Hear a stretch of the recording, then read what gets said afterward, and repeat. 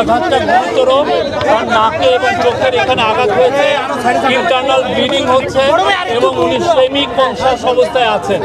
তো ডাক্তাররা একটু পরে তাকে আইসিইউতে নেবেন ফার্দার অবজারভেশনের জন্য। আরও কিছু কিছু টেস্ট আছে, সেই টেস্টগুলো করবেন। তার উপরে আঘাত খুবই ন্যাক্কারজনক একটা ঘটনা, আমরা এটা নিন্দা করি।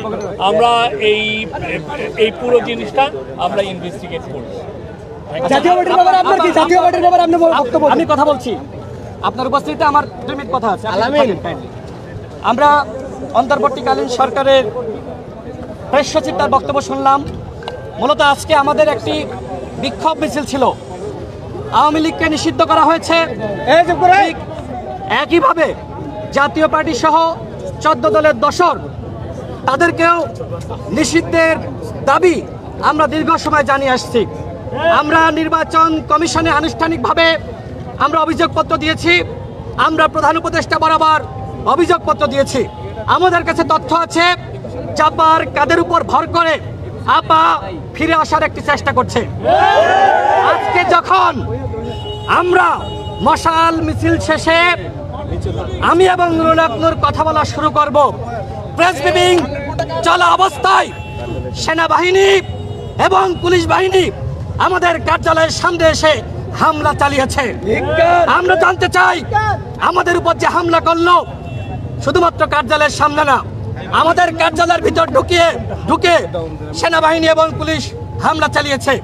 এই হামলায় ডক্টর মোহাম্মদ ইউনূসের বা তার স্বরাষ্ট্র উপদেষ্টার বা এই অন্তর্বর্তীকালীন সরকারের কোন উপদেষ্টার ইন্ধন ছিল কিনা সেটা আমরা প্রেস সচিবের কাছ থেকে জানতে চাই। আছেন আজকে সেনাবাহিনী বুট জুতা দিয়ে নুরুল হককে পাঠিয়েছে। আমাদের উপরে আওয়ামী লীগের আমলেও এইভাবে তারা হামলা করতে সাহস করে নাই। সেনাবাহিনী আমাদের গায়ে হাত দেয়নি। আজকে আমাদের গায়ে আমাদের সরকারের আমলে হাত দেওয়া হয়েছে। প্রথম দফায় আমার উপর হামলা হয়, আমার আঙ্গুল ভেঙে গিয়েছে। দ্বিতীয় দফায় যখন আমি এবং নুরুল হক কথা বলতে যাব, তখন নুরুল হক সহ আমাদের শতাধিক নেতাকর্মীর উপরে হামলা করা হয়েছে। ইসলামী এক হাসপাতালে আপনারা যান, সেখানে গিয়ে দেখেন রক্ত রক্ত আর রক্ত।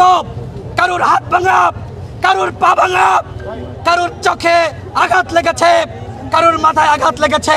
এই যে সেনাবাহিনী এবং পুলিশ আমাদের উপর হামলা করলো, এই হামলার সাথে যারা জড়িত তাদের বিষয়ে সরকারের পদক্ষেপ কি সেইটা আপনারা শফিক ভাইয়ের কাছ থেকে এখন শুনুন, আমরাও তার কাছ থেকে জানতে চাই।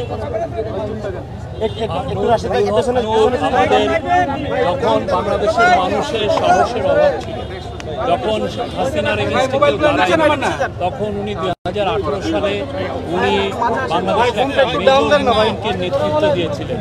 সেই অ্যান্টি কোটা মুভমেন্টের উনি নেতৃত্ব দিয়েছিলেন।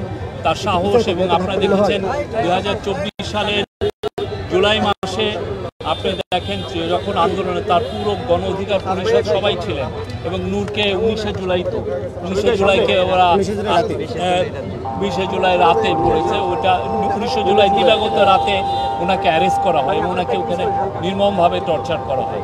তা আমি তো আমার কথা বলেছি, এখন ওনাকে আরো আপনারা এই ঘটনার ব্যবস্থা নেবেন। আমি এখানে আছি, আমি কথা বলছি না, আমি কথা বলতে পারি না এখানে। তুমি থামো, কথা বলছি না। আমরা জানতে চাই